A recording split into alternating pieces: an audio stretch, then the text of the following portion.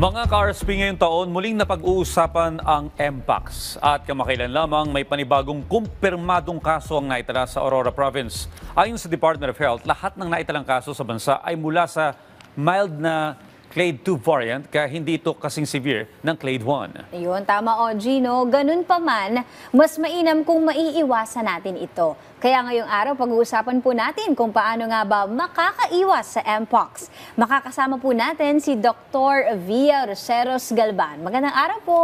Morning, Doc. Good morning. Good morning po sa Doc. lahat ng ating mga ka-RSP and rise and shine po. Ayun. Doc, ano po bang klase ng sakit itong Mpox? At ano po yung cause nito? Right. Mpox, no? We're seeing a resurgence again, no? Last year, no, a couple of months ago, no, we actually had cases, no, of Mpox, no? But yung Mpox na tinatawag natin is actually a viral infection, no, caused by a virus, no, called your Mpox virus, no. And one of the things na binabantayan natin dito, no, is not only the symptoms, no, but also how it is transmitted, no, from one person to another, no. Hindi siya kasing transmissible like the other diseases like COVID, no, na airborne, no. Actually, your Mpox, no, is transmitted from skin to skin contact, from the fluids, no, that comes out of the blisters, no, from the disease. So, yun yung kailangan nating tingnan, no, kasi for example, in cases where the people are in closed and confined spaces, no, kailangan nating tingnan, no, how to isolate them, no, para hindi magkahawaan, especially in areas like that. Okay, Doktora, paano po ba naipapasa o nakakahawa itong Mpox? Right, no. Contrary, no, to what usually is seen, no, sa mga viral infections, no, which are usually respiratory in nature, yung Mpox, no, natatransmit siya, no, of course through contact, no, from another person na may Mpox, no, from the fluids na nilalabas or from the fluids of the people who might have the disease, no, not only doon sa pus, no, or sa nana, no, from the blisters, no, but also from the saliva, no, and from the other fluids that the person who has Mpox have, no. So, hindi siya nakakahawa through ubo, no, hindi siya nakakahawa through droplets, no, but usually, no, skin-to-skin contact, contact with fluids, no, vertical transmission, of course, kapag yung nanay may Mpox and then buntis siya, pwede niyang mapasa sa anak niya. Okay. So ano po ba, Doc, yung mga ilan sa mga common na sintomas po ng Mpox?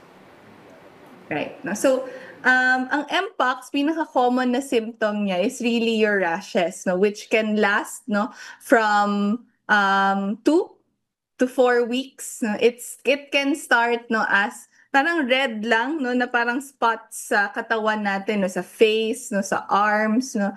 Sometimes, no, it can cover the whole body, no. And after a few days, no, pwedeng lumaki itong rash na to, no. Pwede siyang maging papules, no. And then after a few days, magbe-blister siya, no. Una-una tubig muna yung nasa rash natin, no. And then eventually after a week, no, magiging pus-filled ito or pwedeng magnana sa loob, no. And then it can last, no, up to 14 days, no, up until, no, mag-crust yung rash natin, no. So apart from the rash, of course, no, minsan nakikita natin sa mga tao rash lang yung sintomas, no. But there are other cases na may mga flu-like symptoms din nakasama nung rash, no, tulad ng fever, no, pananakit ng ulo, pananakit ng katawan, no, swollen lymph nodes, no. That's actually also seen in people who have Mpox. Mm-hmm. Well, Doktora, yung iba nating mga kababayan ay nag-aalala dito sa sakit na to, no? Ano po ba yung mga dapat gawin ng isang tao kung meron siyang mga sintomas ng Mpox gaya ng rashes o yung na-expose siya sa isang taong meron ito? Right. That's actually important, no, kasi even if it's not as transmissible as a respiratory infection, no, importante pa rin yung isolation, especially when it comes to people who have Mpox. No? Kasi hindi natin alam if we come into contact with the bodily fluids of people who have Mpox, pwede tayong mahawa. No? So there are cases that what we do, especially kapag suspected siyang may Mpox, we isolate agad, para hindi na siya makahawa, especially to those who have close contacts with the person. Importante ito, especially kapag tayo nasa bahay, and we have immunocompromised companion sa bahay natin, importante pa rin yung isolation, until we can confirm that whether or not it's Mpox.